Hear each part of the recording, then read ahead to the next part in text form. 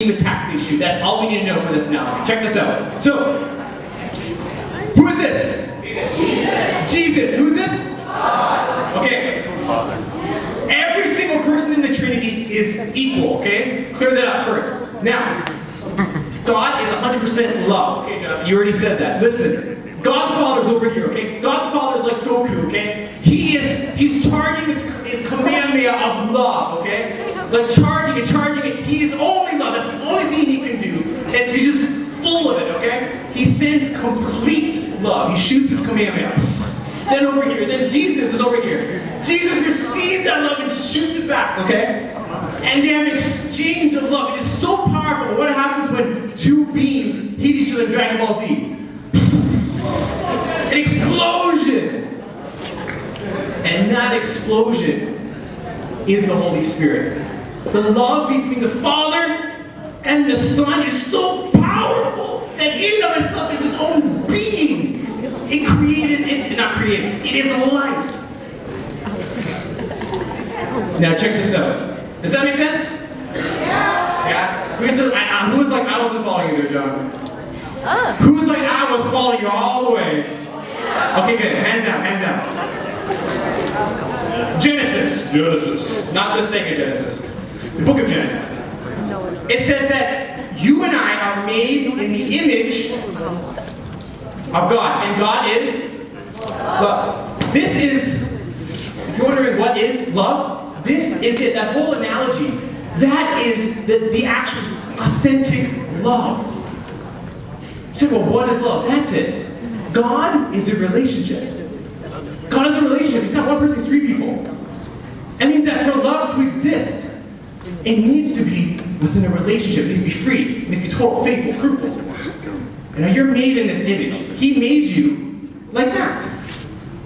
Let me show you something that's going to blow your mind. You see the three? You see a lover and the receiver and loves back? And then the love is so powerful, if there's a light. Next picture. There is a lover, and there's someone who's loved back, receives love, and their love is so powerful that it is a life, a baby. You are made in that image. Does this make sense? Yeah. Who's like, John, I am not following you? Who's like, John, I'm following all the way? Okay, hands down. Beautiful. All right. So, okay. I have something in my pocket. If you can guess what it is, I'll give it to you. Okay. No, I didn't hear it. It is a phone. So. Okay, I heard it after I said it. Anyways, this is an iPhone, yes? Now, let me ask you a question. If right now I use this, there is a nail here that's out. If I use this as a hammer to fix the nail, what will happen to my phone? It'll break. Okay, the phone will break. But will the nail get put back in? Okay. Why will the phone break? Yeah, was it designed to do that? No, it wasn't. What was the phone designed to do? Call people. What was designed to do that? A hammer. What are you and I then designed to do? Love. Yeah, that's it. But look at the phone. If we did something that it wasn't designed to do, what happened to it? It breaks. If you and I do something that we were not designed to do, we break. And we know what it's like. This explains every single hurt emotion we've ever felt. It's when we felt unloved. Because we were not designed for that.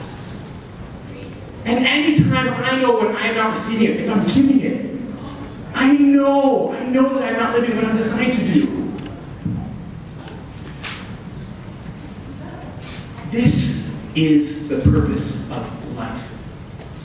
You were made by love, because God is love. You're made by love. You were made to love, and our bodies don't make sense on their own. Our bodies only make sense in relationship.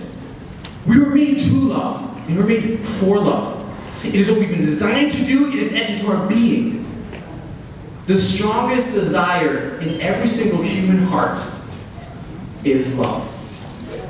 Every single addiction, Everyone who knocks, this is one of my favorite quotes, I believe off the top of my head, it's from C.S. Lewis.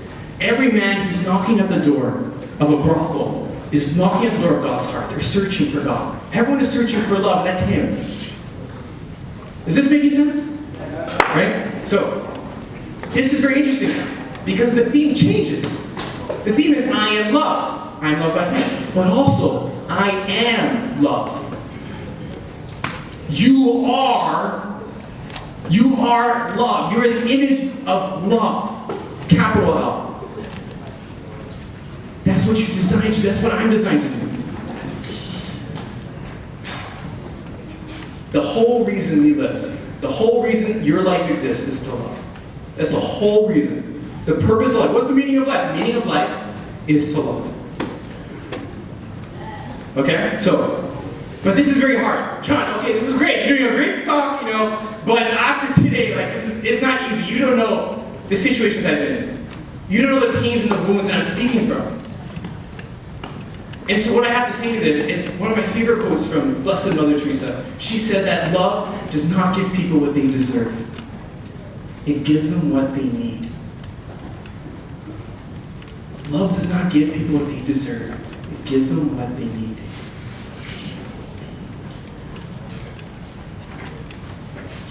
Our world will tell us, if you go outside, they'll tell us, love means never having to say you're sorry. It's like, you know what? You can ask any married couple, and they'll tell you, love means having to say you're sorry a lot. They'll say, love is about give and take. No. Love is give. Period. Do you know why we add the and take? We add the and take because we're really, really afraid that if we love someone, that they're not going to love us back. But remember that love does not give people what they deserve. It gives them what they need. People will say, love is blind. No. Love is the only thing in this world that sees 2020. People will say, love doesn't come in a box. Yes, it does. A gold box we call the tabernacle, where Jesus is present in the Eucharist, in church. People say, love doesn't grow on trees. No, it doesn't, but love was crucified on a tree. Christ's hands were crucified in an open position, in a giving position. It was only give, not take. It was only give, not use. Whenever we fail to love, my brothers and my sisters, whenever we fail to love, we hurt the other person and we hurt ourselves. Because neither of us is designed for that. And the enemy is going to do every single thing he can to make sure that you do what you're not designed to do. Because you're designed to love as best and perfectly as you can. But then sin comes. You're designed to love as perfectly as you can. You're designed to be a saint. God designed you right now to be a saint. If you and I follow the way exactly how God wanted us to go, and then whenever we get off the track of the GPS, God will recalculate. If we follow the path that God has, it will always lead to sainthood. Nothing less. We're designed for that. So, final words. Love is very, very unique. Because if I had a gun to someone's head, I can force him to do whatever I want. I'm going to lick my shoe. I'm like, okay. The one thing I can never force someone to do is I can never force someone to love. Love must be free. How do you know if love is real? How do I know if love is real, John? I have this person in my life, and they say they love me, but I'm not sure. If you want to know if love is real, this is the necessary ingredient. This is the ingredient that makes or breaks love. This is it. Sacrifice. Sacrifice is the necessary ingredient in love. Because love is give, not take. Love is give. And when I give, I sacrifice. When I give, I don't get anything back. I just lose.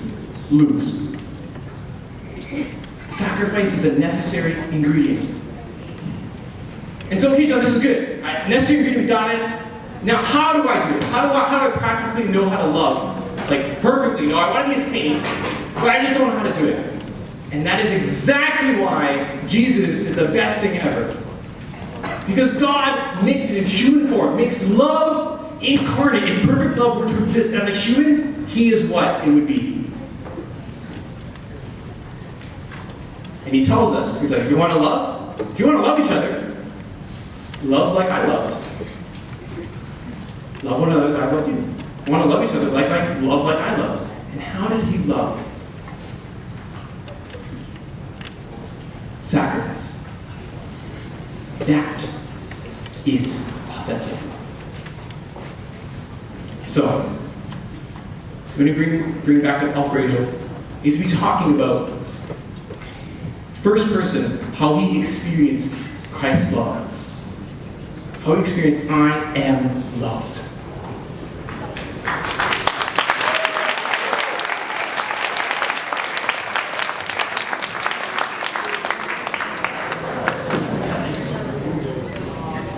All right, thank you, John, for that talk. I guess before I get started into my witness, my speech, I was just wondering, you guys can be brutally honest, but what did you guys think earlier of my rap? You guys don't have to be like, oh, he's up there, we have to clap. Like, honestly, be brutally honest, because I was mad with it, and I'll tell you why. But like, I always end up doing this, but I just finished it last night after work, so I was like, all night I was just trying to memorize it, and I was just like, that was like half of what I had ready. But so I just had to freestyle through it. But Mr. Q already knows, like, I'm bad with that. But I hope you guys liked it. Alright, so as John said earlier, the theme of today is I am loved, being part of God's family, and realizing God's love and all that. And